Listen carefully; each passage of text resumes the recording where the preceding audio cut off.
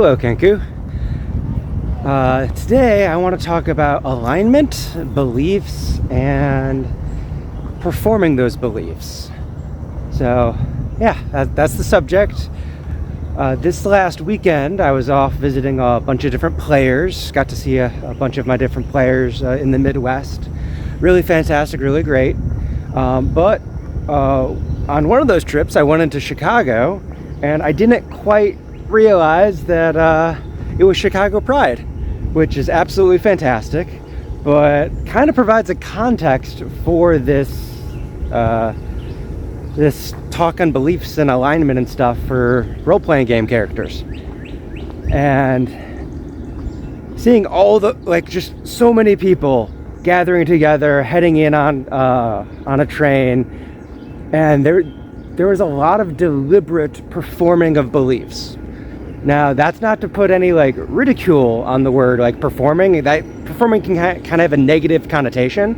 I don't mean that here, but rather trying to take what you believe and put it out into the world.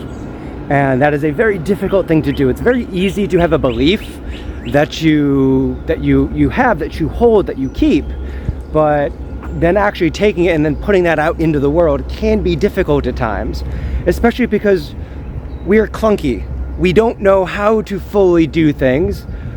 Even when I'm sharing these journals, there's this idea of, am I actually portraying the idea that I want to be portraying right now?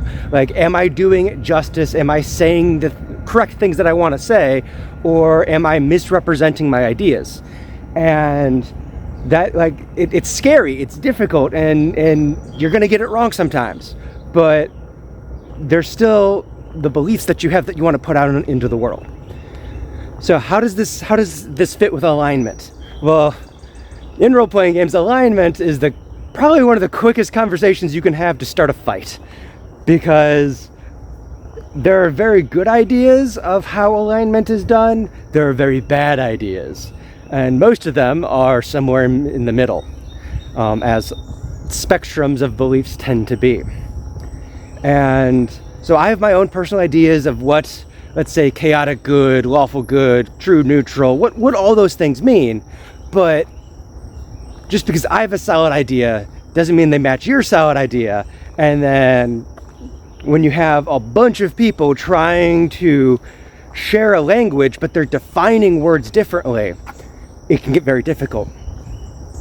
Furthermore, there's then putting them fully into practice, and how you are choosing to play your character, represent your character to a set of beliefs that every alignment that you have in a role-playing game, there's going to be a whole bunch of nuance inside that alignment. There's going to be a bunch of personal interpretation of what that might mean.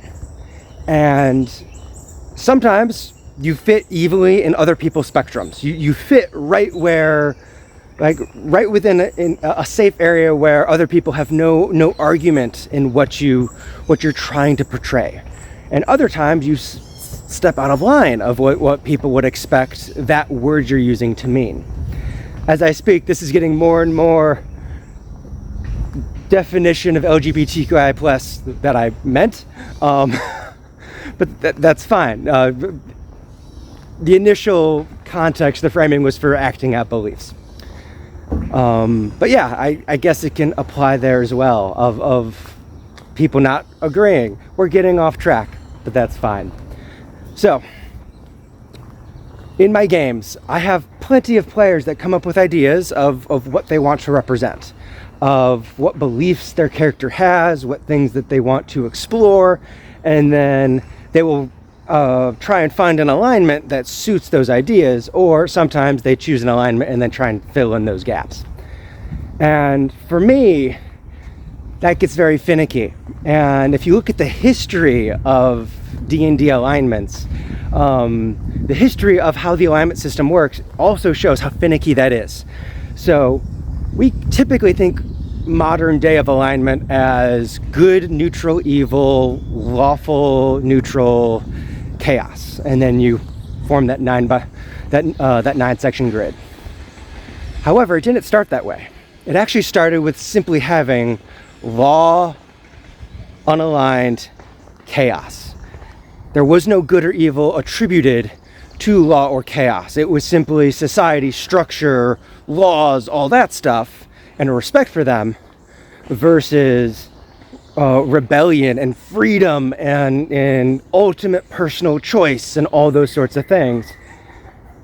And despite that, you then kind of got the morality locked into those based off the ideas of, well, knights are going to be lawful. Orcs, goblins are going to be chaotic. And then you start to put a secondary morality onto them for like without really realizing it. As the advanced D&D came out beyond the original, they then added in the good through the good evil spectrum. And with that, you start to get the 9 breakdown, and then they, with original 2nd edition, go back to just having that law chaos, and then they flip back and forth whether or not they're including the good evil, until 3rd edition very much cements in that 9-section grid. From there, 4th edition, they trim that down, and you just have lawful good, unaligned evil, chaotic evil, and they get rid of a lot of that wiggle room. From there, we now continue on to 5th edition that has the 9 grid, but also with the 9 grid of true neutral in the center, you have unaligned for things that are more instinctual, animals, things like that. So you have all these different versions of what that grid is supposed to be, what that spectrum, what that line is supposed to be, just based off of the changing of the rules. And if the rules don't even have a solid idea of what that is, how can we expect players to maintain a solid idea of what that is? So we have all this wiggle room, this intense amount of looseness in something that people get so worked up about. With that, though, you then have the practice, the putting things into action, and that causes its own problems. And I'm part of the problem. The way I interpret things versus how my players try to interpret things are part of the problem. So recently I've started up a new campaign, and one of my new players is playing a druid, and they're very much taking the old traditional concept of druid of being an individual of balance, which is fantastic. It's a strong idea, but then you have me questioning what that idea actually means. Questioning whether that is something that, like, what are you balancing? Like, if you are here to fight evil, well, okay, there's too much evil, so you're bringing good to balance out the evil. But what if there's too much good in an area? If you were seeking balance, would you do evil to seek balance? Now, it's a pedantic argument. Like, that's not what the person's saying when they want balance. But when you put that person wanting balance as a neutral character, and you put them in a hero role, you are assigning them a good versus evil idea, but that then forces them to deal with that the opposing idea of, if there is a country of chivalrous knights that is just putting good everywhere, do you be evil? Is that the balance? Is this a Darth Vader situation of, there are too many Jedi, so I must become a Sith? Okay, so that's not how Darth Vader fully played out, but like bringing balance to the Force, like there's that fall through of, like, if we are establishing balance as neutrality, does that mean that evil needs to exist in the world? Well, in a role-playing game, yeah, we can develop any world philosophy system we want. We can develop a world that, yes, you need to have that evil that balances out the good. Like, we can build that. But the issue with building that world is it is already lopsided the moment we do that. And the reason for that is entropy. And entropy is something that exists in our world, and it will therefore permeate any fantasy world we make, especially one that uses random things like dice to help tell the story. Entropy is the idea that it is very difficult to build things, and things will continue to move towards chaos. They will move towards disorder. They will move towards this unalignment.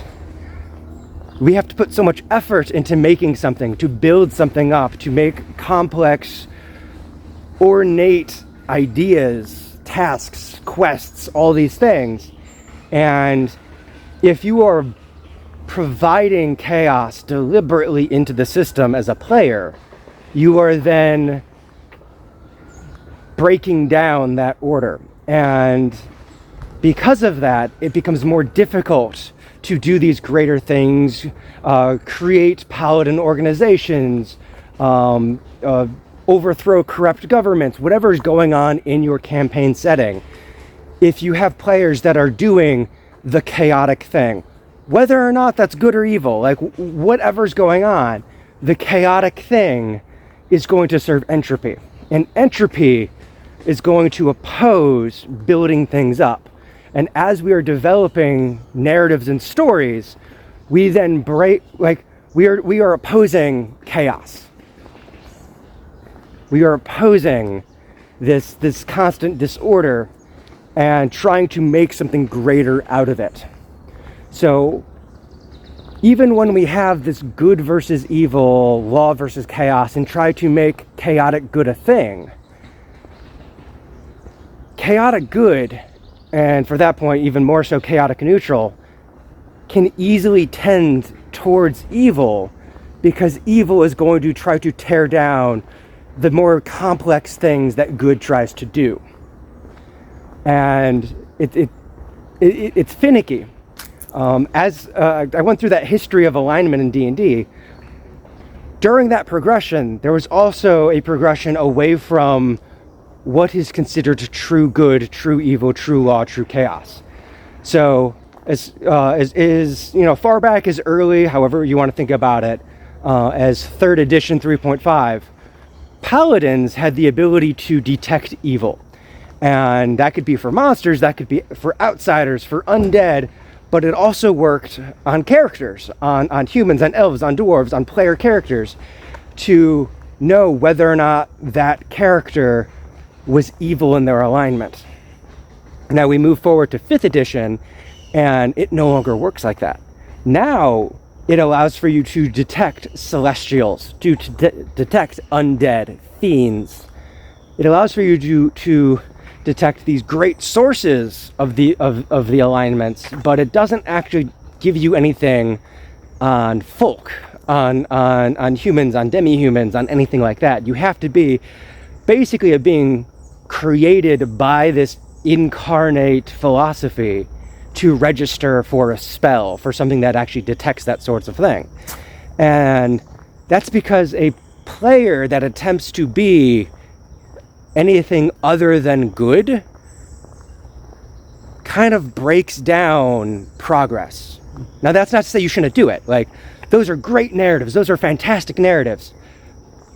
But in the end, if we are working towards something great, if we are working towards a complex end, what that is going to do is any character that is going for true chaos is going to be working against that, is going to be working against kind of a group goal.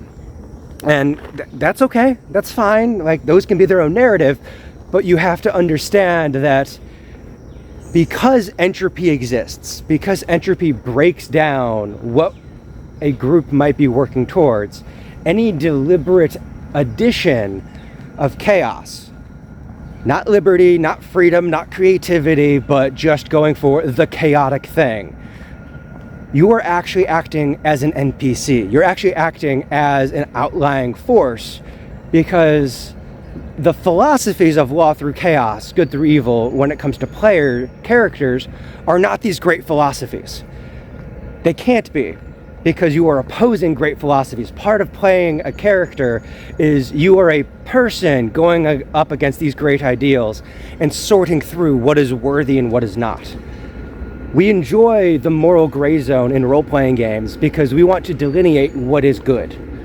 The moral gray zone means nothing if you are going for evil, if you are going for entropy. Like, the moral gray zone, these decisions are about figuring out what is the best situation, the best case scenario for the given situation that you're in.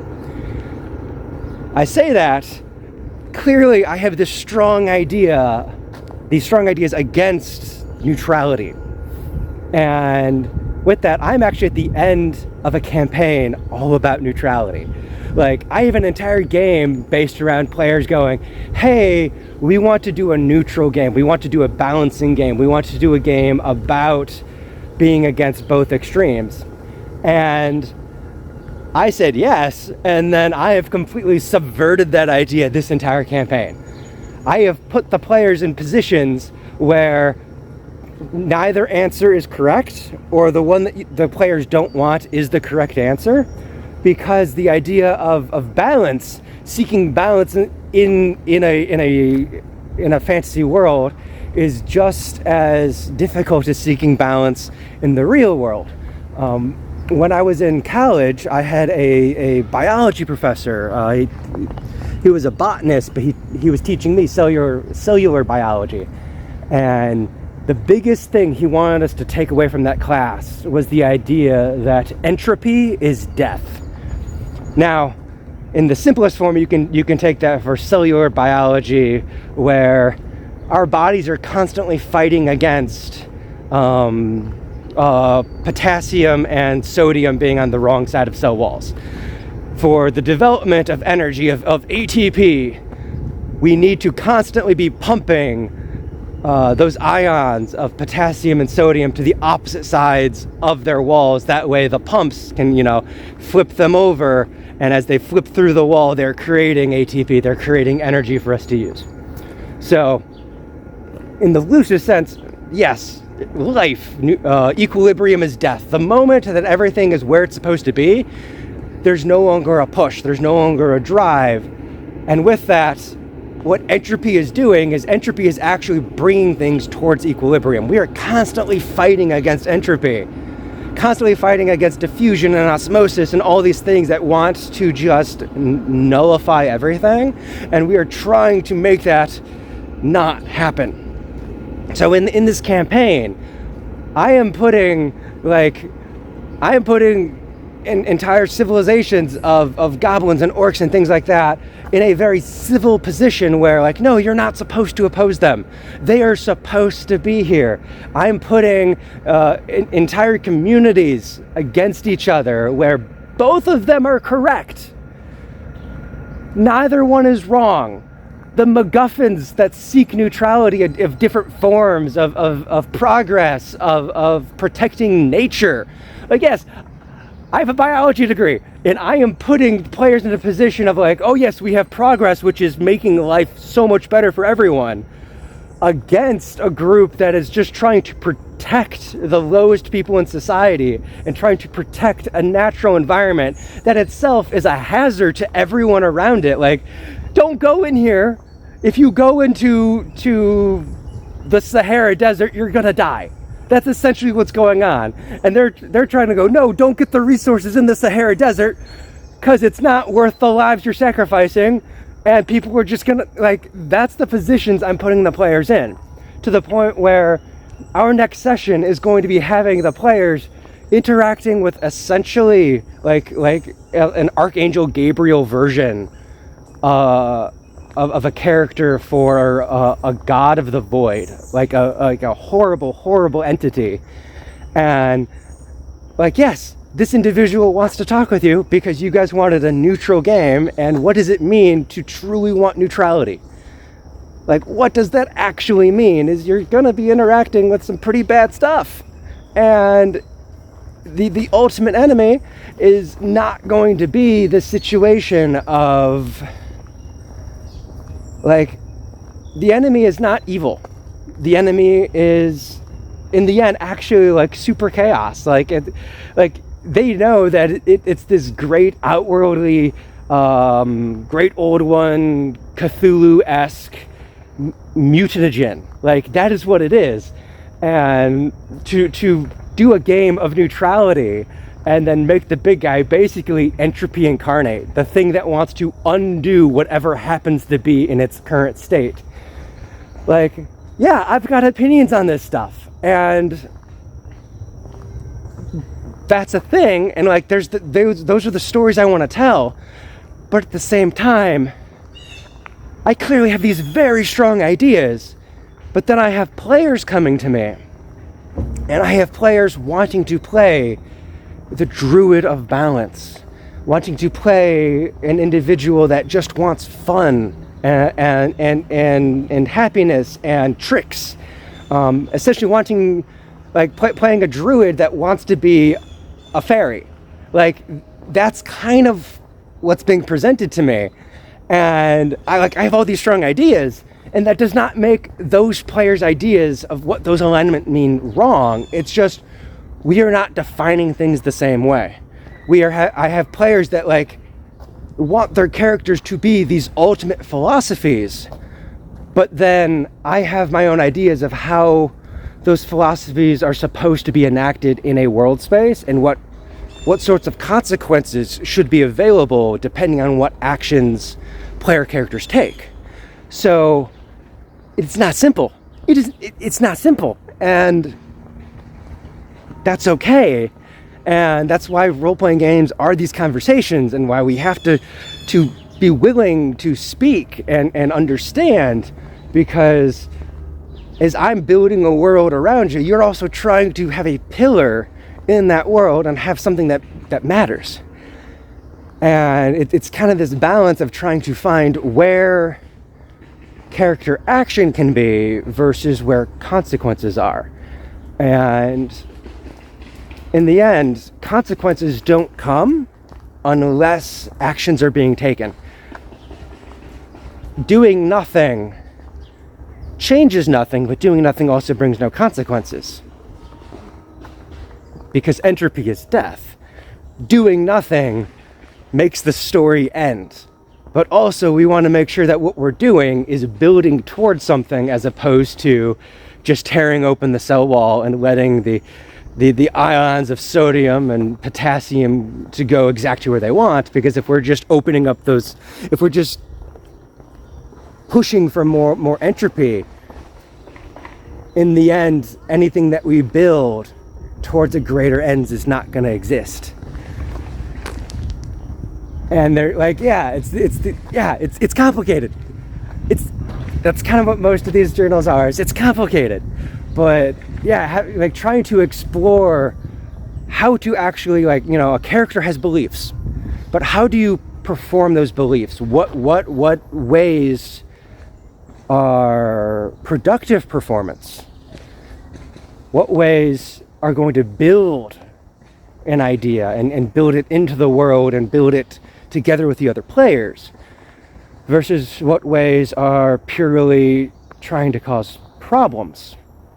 And slowly bringing this back to the beginning context of me going into Chicago during Go Pride.